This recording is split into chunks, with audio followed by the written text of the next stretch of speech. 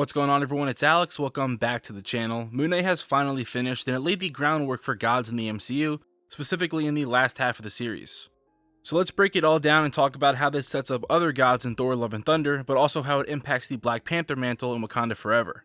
If you're new to the channel or just like Marvel, the MCU, comics, and everything in between, subscribe to the channel and leave a like if you enjoy. Other than that, let's get into the video.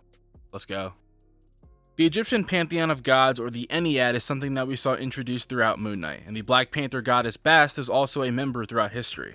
In fact, Khonshu and Bast are actually brother and sister, which inherently sets up connections right off the bat. Now, although we didn't see Bast or an avatar of hers in the show, there were plenty of references, including a statue of her tomb in episode 4. Even all the way back in episode 1, Steven is studying books related to Wakanda and Asgard, which I will get more into in a moment, but this all ties back into the Egyptian Ennead. Unfortunately, with the passing of Chadwick Boseman, we know that a new Black Panther will rise in the sequel, but a major issue is that all the heart-shaped herb was burned by Killmonger. Now, of course, the MCU could retcon this or come up with a cop-out to say there was more elsewhere, but the real connection will be with the Black Panther goddess Bast. Unlike Khonshu or Ame, who give full power and attention to their avatars, Bast really isn't the same and rarely intervenes with the Black Panther. She's connected to the ancestral plane, which the hippo goddess Taweret name drops in episode 5, and all of these gods are connected to each of these different planes depending on the religion of cultural belief. Egyptians believed in Aru, or the Field of Reeds, which most Wakandans use the ancestral plane, and sorcerers like the Ancient One are more connected to the astral dimension. So all of these different planes, even the soul plane, even though it's a bit different, are these dimensional rifts that the gods can connect to in relation to their culture that they abide to. But like I was saying, Bast is also connected to the Black Panther directly. Part of the power, energy, and communication that the Black Panther receives comes from Bast, but it hasn't been a direct correlation in the MCU until what I believe will be now. With the heart-shaped herb gone, I believe that Bast will be used as an avatar for the next Black Panther. Whether that be Shuri, Nakia, or someone else, this changes the Black Panther mantle forever, and so whoever becomes the Black Panther in the sequel will likely see Bast in the ancestral plane. There's even rumors of T'Challa's son being introduced in the movie, which would pave the way for him to take on the mantle eventually in the future. Of course, right now he would be extremely young, but this makes me wonder if Nakia is supposed to take on the role for now. Early on, Shuri was expected to take it, but after conflictions with her on set and other complications, it was said that things changed, and M'Baku may be a potential candidate.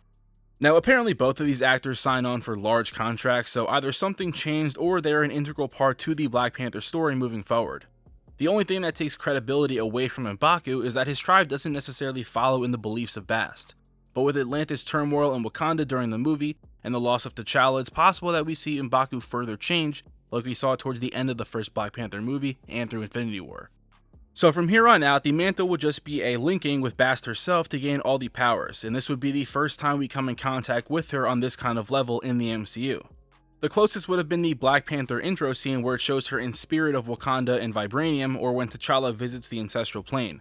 Although in that scene, it's not just one Panther, but multiple showing presence without interference.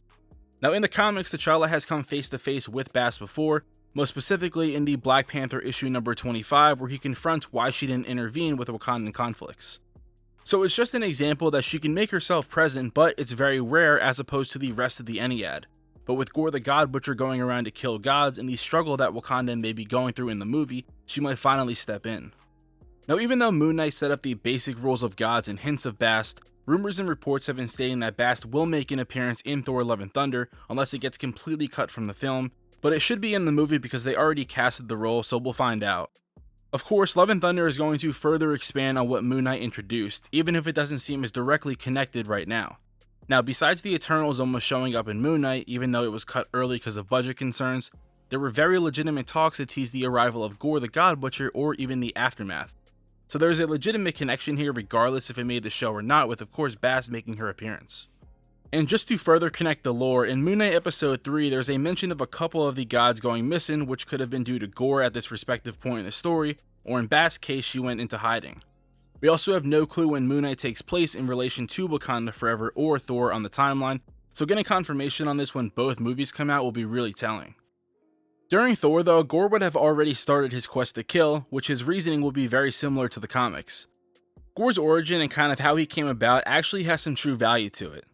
In this respective story, his planet was dying, and him and his family would pray to the gods every night until he realized that they've gotten nothing in return.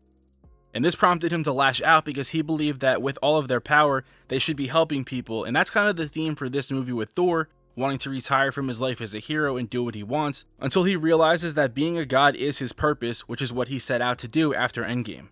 This story for Thor is extremely similar to someone like Khonshu, who cares way more about himself than helping people, a la the Jake Lockley secret partnership behind Mark and Steven's back. Of course, everything that Thor has done in the past, for the most part, has been good. But with all that power and all that ability to help, and then you just retire, that's why Gorr gets mad. You have this unbelievable gift that can help people, and instead, some of you rather retire or sleep or just not do anything. And this also comes into play with Bast. Where has Bast been? Why hasn't she been helping anyone? So this is definitely going to be a recurring theme in this movie, but also maybe in Black Panther and beyond. Of course, some will be more important than others, and Zeus, who I guarantee will be killed off by Gorr, but the reason we're going to get him is so they can introduce Hercules. So this is just the introduction into gods, and I'm assuming Bast will make it out of the Thor Love and Thunder movie, of course tying into Black Panther. I'm hoping that we actually see her and Khonshu have a scene further down the line in the MCU, but we'll just have to wait. So a bit of a quicker one today. I'm working on a bunch of topics. As always, let me know your thoughts on this and write all of your Black Panther 2 theories in the comments below. You can follow me on Twitter at AnotherMarvelG or join my Discord. All the links are in the description. Drop a like, and other than that, I just want to say thank you. I'm Another Marvel Guy, and I'll catch y'all on the blip.